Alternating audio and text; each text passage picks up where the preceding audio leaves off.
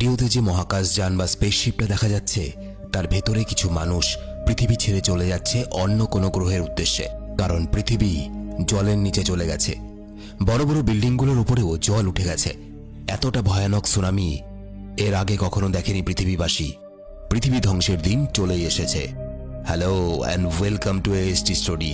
Corona আসার আগে কেউ যদি বলতো যে পুরো পৃথিবীর মানুষ ঘরে বসে থাকবে, সেটাকে অবাস্তব মনে হতো।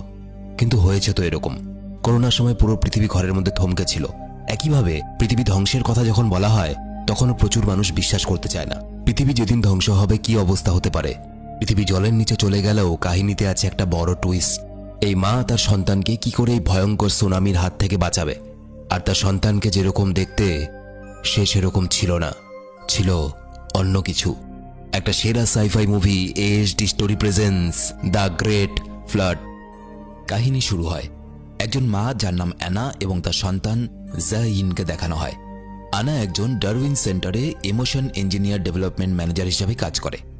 অ্যানা হঠাৎ করে লক্ষ্য করে যে তার ঘরের ভেতরে জল ঢুকছে।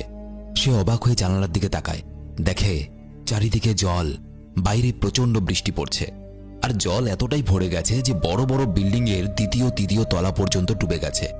বুঝতে পারে কিছু একটা প্রলয় ঘটতে চলেছে বা ঘটে গেছে। অ্যানা খুবই চিন্তায় পড়ে যায়। অন্যদিকে জাইন একটা গগলস নিয়ে বায়না করতে থাকে, মা আমি সাঁতার কাটতে চাই। বোঝো ব্যাপার, ওদিকে পুরো পৃথিবী ডুবে যাচ্ছে আর এদিকে সাঁতার কাটবে। অ্যানা তাকে বকা দিয়ে গগলসটা কেড়ে নিজের কাছে রেখে দেয় এবং তাড়াতাড়ি জিনিসপত্রগুলো গোছাতে শুরু করে। তখনই সিকিউরিটি টিম থেকে একটা ফোন আসে, তুমি বাইরে বেরিয়ে আসো, আমরা তোমাকে বাঁচিয়ে নেব। জাইন বকা খাওয়ার পর দুঃখ পেয়ে আলমারিতে লুকিয়ে গেছিল। অ্যানা তাকে কোনোভাবে বুঝিয়ে সুঝিয়ে তাকে পিঠে চাপিয়ে ঘর থেকে বেরিয়ে পড়ে।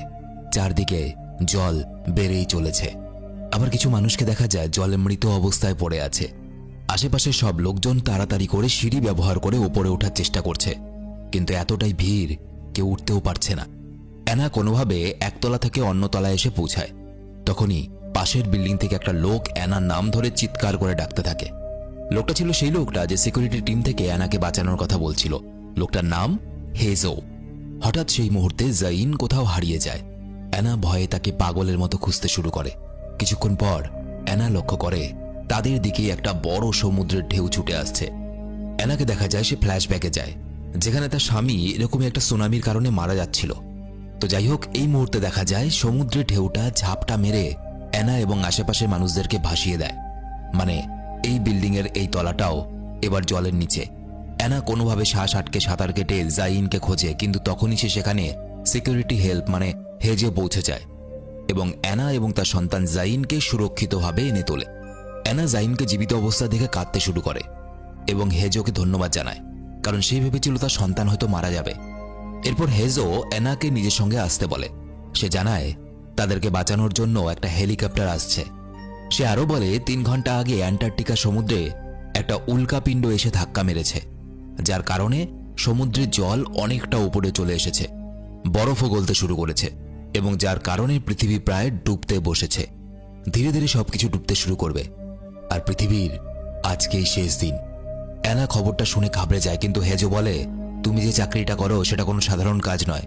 তোমাকে মানুষের জন্য একটা নতুন প্রজন্ম তৈরি করতে হবে, আর এই কাজটা তুমি আর তোমার বসই করতে পারবে।